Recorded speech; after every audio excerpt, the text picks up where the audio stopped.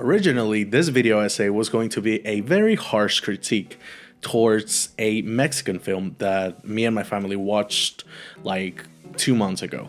And let me be honest with you, it wasn't really good. Apologies. From that point forward, I've been disappointing and with a very bad taste from Mexico's films that have been published in the last couple of years, with one exception. My vision has cleared, and I decided to share with you today. Sujo. I consider this project to be a semi-portrayal of a social phenomenon that certain communities in Mexico have to deal with throughout their living situation, having this unique circumstance to be restrained of an honest life. The main problematic being Supera la basura en que te convertiste, un sicario. Crime is a huge part of Mexican culture. I'm speaking from experience here, so please don't get mad, okay? Don't get mad. This film gets into crime from a perspective of a family which has virtually nothing to do with the actual criminal activities developed in the story. But they are related as a family, and that ends up affecting them and making a way into the beginning of this film. Tu papá era el 8, ¿sí sabías? Entre más chico el número, uno es más cabrón.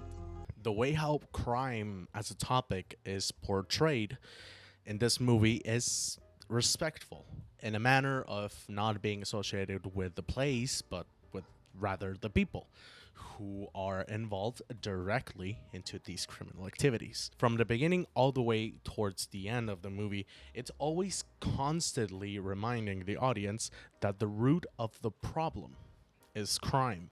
And absolutely everything that the protagonist ends up going through is because of the crime that his dad was involved when he was just a child. Ahorita vengo chaparro. Personally speaking, coming from an educated family and having the opportunity to be in private institutions from elementary school all the way towards high school, I've always been lucky enough to have a constant education in my life.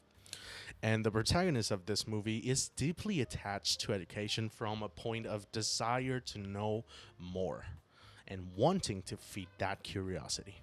Quiero ir a la escuela. ¿Cuánto tiempo vas a tenerlo aquí escondido?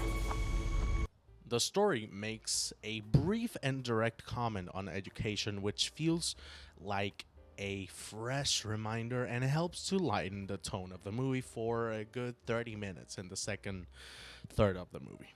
Then is rapidly overtaken by this raw and dark reality that everyone has to go through, which is being a student is a privilege.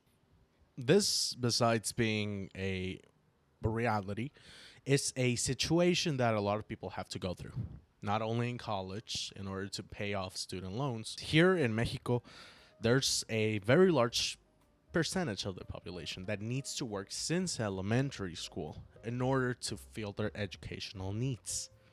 It's hard. And this strong desire from the protagonist of the film, the way this desire is suppressed by the environment he grew up in. Now we're going to take a step further into what he wanted to do for his entire life and moves out from necessity in order to keep himself and his family safe from danger. And here's where we're going to be introduced into one of the most important questions of this whole situation, which is fate. ¿Crees que la gente puede cambiar su vida? Sí, claro que puede.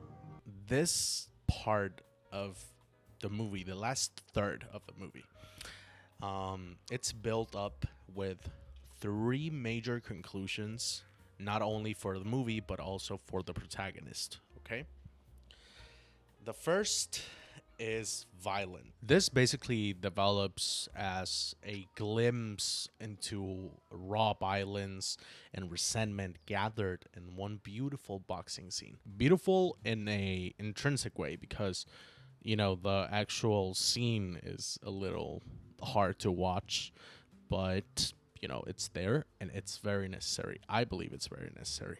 Secondly, it has a conclusion with his education, not him actually graduating, but having a good start. Sujo has an interview with the UNAM, which is the Autonomous University of Mexico, and he finally gets into what he wanted to pursue his whole life, which was education, right? And finally, the last bit of the movie is actually a rewatch of the first scene being extended into what Sujo's name actually means, because in the movie is asked very frequently actually what his name meant. Sujo. Nunca había escuchado ese nombre. ¿Qué significa?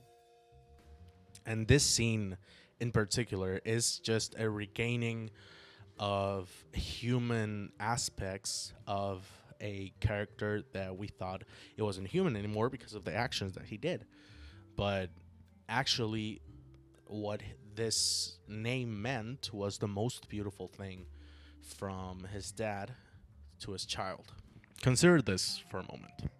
Throughout this whole project, I've reflected on situations of life when the desirable expectations regarding conditions of learning and developing in a healthy society are ultimately not met.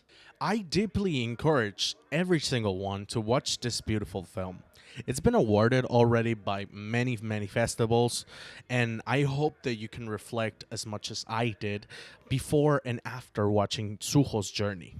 I'd also like to give a shout out to the directors and the DOP of this movie, Fernanda Valadez, Astrid Rondero, directors, and DOP Jimena Aman. Everyone did such an amazing work. The acting here is very thoughtful, very heartful. Like, everything feels and develops in a very natural way that you could only expect from one of the best movies of the year. And I hope this movie gets the recognition that it deserves. And finally, I'd like to leave you guys with this poem. Thank you. Miramos la realidad del día a día, acabándose unos a otros. Así nos estamos aniquilando nosotros mismos. La atrocidad se observa en todo momento y en todo lugar. Lamentablemente así están las cosas. No es romántico, solo cruel.